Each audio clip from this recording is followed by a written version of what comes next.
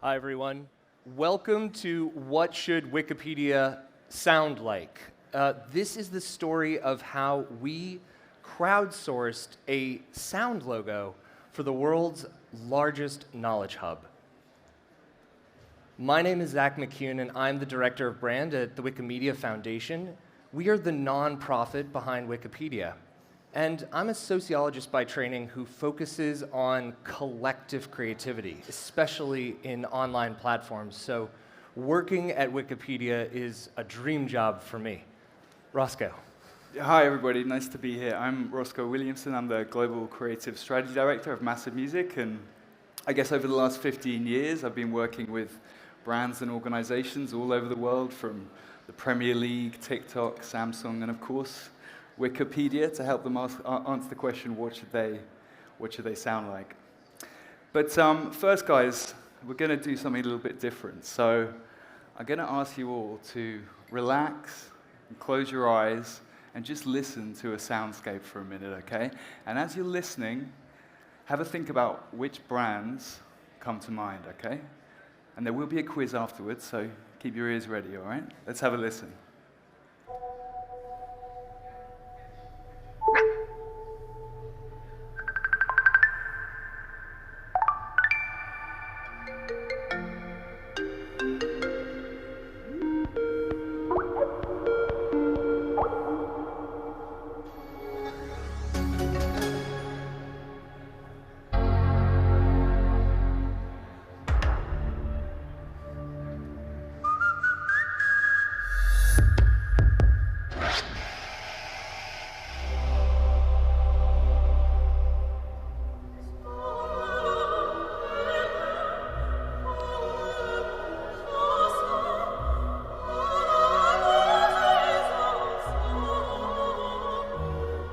So now, we automatically roll over your unused data to the next month. Data rollover, here to help your business flex.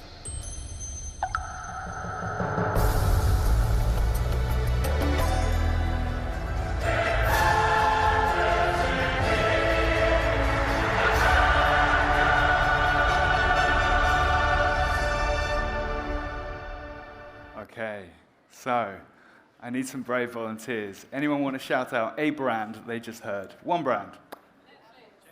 Netflix. Champions League. HBO. Skype. Yep, there we go. Okay, thank you guys for that. And so, yeah, essentially what you just heard are different facets of modern day, what we call sonic branding. Some of you may have heard of the term sonic branding. But essentially sonic branding lives within the products that we use. It's the music that we experience when we go to an event. It's the voiceover you might hear time and time again when you're listening to a piece of branded content. And it's even the sound of the latest challenge on TikTok, okay? And at MassiveMusic, we define it as a distinctive and a holistic approach to a brand's use of music, sound, and voice across all relevant touch points. And I think what's interesting in this field is that it's been really rapidly growing over the last sort of 5 years, and there's a few drivers for that. So on a macro level, if you think about media fragmentation, so interesting stat that I heard the other day is that in the 70s, we ingested about 400 ads a day in some form or another, right? And if you fast forward to 2023, you're looking at around 7,000 to 10,000 ad messages a day. But the amount that we can actually recall is probably between about 40 to 80, okay? So in this very, very fragmented and sort of disparate media landscape, brands are really starting to tap into and harness the power of sound to aid with consistency, to aid with recall, to aid with engagement. And there's a few platform drivers for this as well. And here are some stats. So if you think about the podcast economy, you have 460 million active podcast listeners globally. You've got 1 billion active people on TikTok, I think, a month, which is primarily a sound-on platform, right? You have Spotify, and the ad-supported version of Spotify has 250 million users on it. And that's not to mention the smart speaker economy, which in 2023 is estimated to be worth around $7 billion, and which is highly relevant to what we're going to talk about today. So with these things in mind, it's no wonder that we are starting to get calls like the lovely people from Wikipedia about what should we sound like. Thanks, Roscoe. So, okay, show of hands. Who here uses Wikipedia? I love to see that. That's a great day. Thank you. Yeah, since it was founded in 2001, Wikipedia has grown to become a beloved part of the internet. And we've seen an amazing brand journey over that time from something people were skeptical of into something that's now an everyday resource. In fact, every month about 1.8 billion devices come to Wikipedia to learn something. And this is particularly remarkable because this site is led by volunteers, and it's hosted by a nonprofit, the Wikimedia Foundation. It's the only top 10 website that is hosted by a nonprofit. Now, if you're a Wikipedia user, chances are you are accessing Wikipedia through a mobile device, on a smartphone. We find that most of our users are learning things through their smartphones. But this is starting to change. Our knowledge content is written, and so it is read, it's visual. And what we started to notice is that with the rise of voice assistants, suddenly knowledge is being distributed sonically. And in that moment, you no longer have a logo or a URL to mark where the content is from. The interface, the visual interface, disappears entirely. And this is a business problem for us at the Wikimedia Foundation because we depend on people recognizing where their knowledge comes from and being able to go in and even update it to be factually correct because things change all the time. How big is this challenge? Well, Google voice assistants are now on at least 1 billion devices. Apple's Siri product is being used by more than 500 million devices, and together those two are just 36% of the smart speaker space, the voice assistant space. So most voice assistants are actually outside of those two. And within voice assistant usage, we've come to learn that about 1 in 3 questions that people ask their devices orally are answered by Wikipedia content, but no one knows. So that led us to desire something we didn't have, a sound logo. But how should we make a sound logo? That was a big question. Well, openly. Wikipedia is led by volunteers, so it's edited 350 times a minute. This chart behind me actually shows the edits happening over a 24-hour period around the world as people wake up and make adjustments to things, what happened in a sports match, what's going on in politics, things that they're researching. People are always editing Wikipedia. And we have found that when we make our brands, they too are done by crowdsourcing volunteers. So right here, we actually have the story of how we got to our puzzle globe logo. In 2003, we opened a contest up and said, what should the Wikipedia logo be? And as you'll see in this incredible center console, these are some of the intriguing answers we got, right? I think you can see some of them do look a little 2003, but others might be still good to go today. From this set, somebody put forward an idea of a globe made of puzzle pieces. And each puzzle piece would have a symbol on it representing a letter in a language. That has become our logo.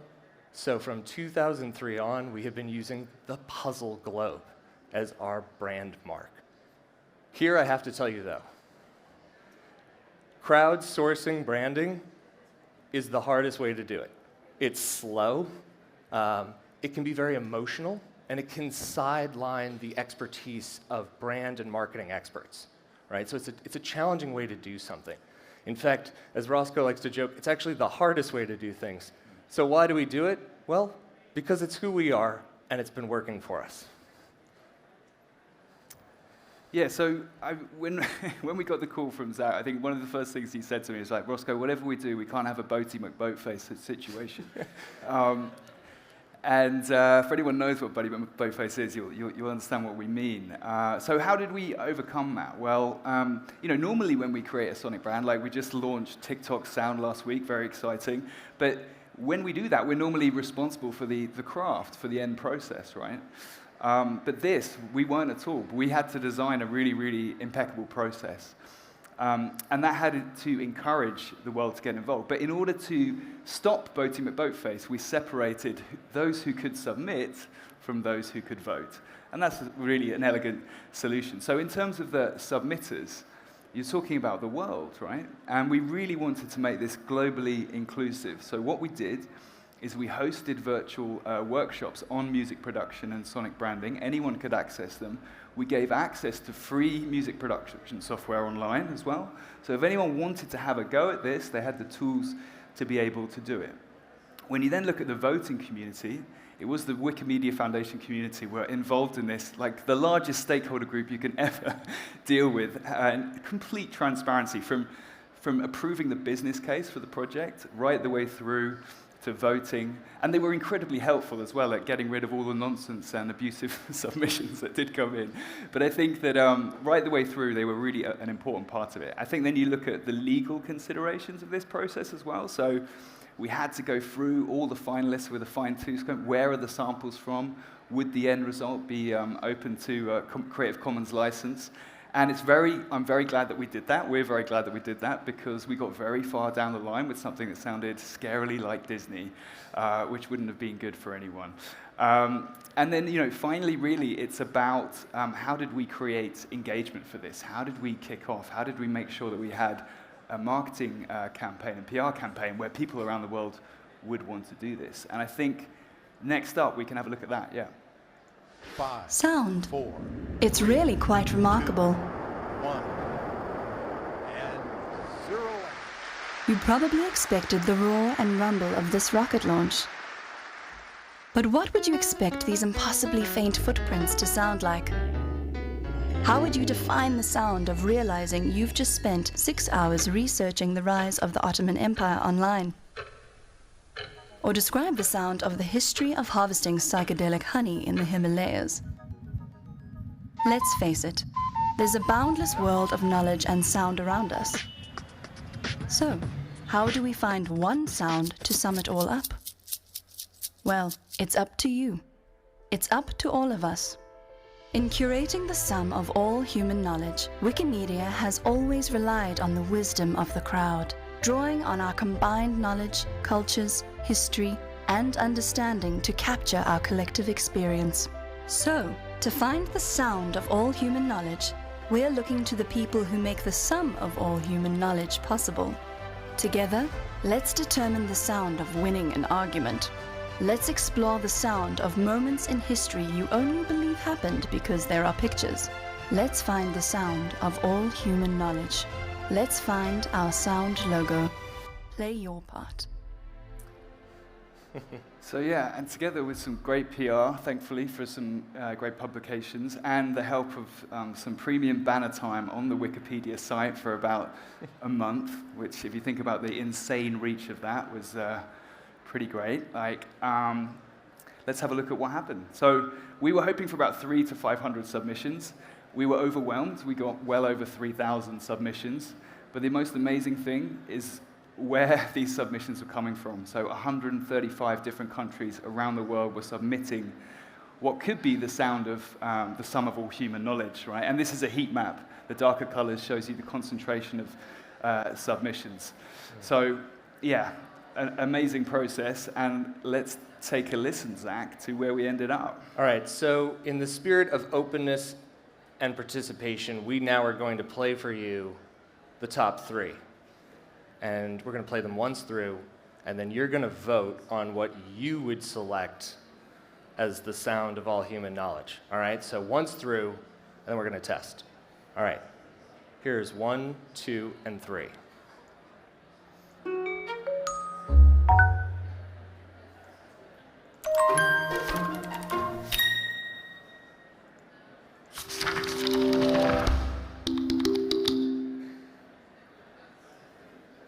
All right, let's go back, and now we're going to vote. You ready? All right. Here's number one. Raise your hand during this if this is what you think the sound of all human knowledge, Wikipedia's sound logo, should be. Oh, come on. No.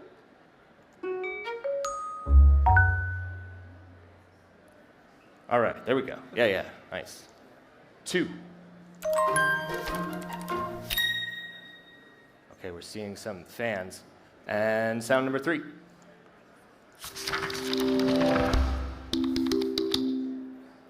Wow. That's okay. awkward. That was indicative. So, our winner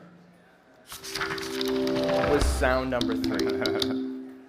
This sound here, yeah, let's give it up for this sound. From 3,235 different contenders, this was the winner. And it was made by somebody who is quite literally a nuclear engineer by day and a musician at night. And as Roscoe was saying, he actually saw the banner on Wikipedia one day while he was looking something up and decided that he wanted to enter, and he made that entry. And that entry features a few pages of a book turning, a few keystrokes of somebody at a keyboard, and a series of notes that he said are meant to be the phrase Wikipedia or Wikimedia. Well, our community of voters overwhelmingly adopted that sound. They loved it. And so it's our winner. And you know, as we've been kind of reflecting on it, it's a very powerful thing for us because we hope that this sound comes to mean something in the world. We hope that it comes to basically mean that's a fact. That's something you can trust. We hope it means I've just learned something. I'm growing. I'm expanding what I understand about the world around me. And that's a lot for a sound to do. But we're very excited about it. I wanted to thank Roscoe and MassiveMusic for being incredible partners with us in bringing this to life, and our amazing volunteer community who went ahead and vetted all of the sounds, did all of the voting, plus everyone who submitted a sound. It was an amazing contest, and we're really thrilled with the results. Roscoe, do you have any reflections? I mean, it's just incredibly heartwarming process seeing submissions come in from countries like Rwanda, Honduras, Papua New Guinea, and yeah, as you said, what this potentially stands for is huge, particularly given the sea change in information, rights, sourcing, technology that we're kind of all going to be talking about today. Having a symbol for that in sound that can go on to live on other platforms in the future, it's amazing, I think. So thank you for getting us involved. We loved it. So I want to put a challenge out to you all, that this room of talented and amazing technologists and marketers, future makers, if you want to use this sound, well, it's completely available to use. So if you are doing anything in sound platforms, smart speakers, voice assistants, please drop me a note or find me somewhere on the floor or in the paddle court later this afternoon. And let's talk about how we can get this out into the world so people can access knowledge when there is no visual interface at all, but there's still lots to learn. Thanks a lot.